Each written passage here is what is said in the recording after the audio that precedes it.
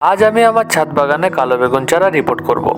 কালো বেগুন চারা প্রস্তুত করতে যে মাটির প্রয়োজন হয় তার মধ্যে থাকে গার্ডেন সয়েল, ভার্মি কম্পোস্ট আর অল্প পরিমাণে ফাঙ্গিসাইড।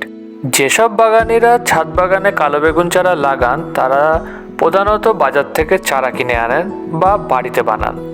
বাজার থেকে যারা চারা কিনে আনেন তাদের কিছু জিনিস লক্ষ্য রাখা প্রয়োজন, যে চারাটি যাতে সুস্থ সবল আছে কিনা আর তার মধ্যে কোনো পোকামাকড়ের আক্রমণ হয়েছে কিনা।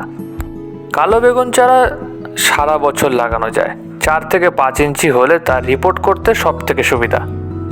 আর আপনি যদি আমার মতো একজন বাগানি হয়ে থাকেন তাহলে আমার থেকে ভালো বা আপনার থেকে ভালো কেউই বুঝবে না যে ছাদ বাগানে তৈরি করা সবজি বা ফুল যে কতটা শান্তির হতে পারে।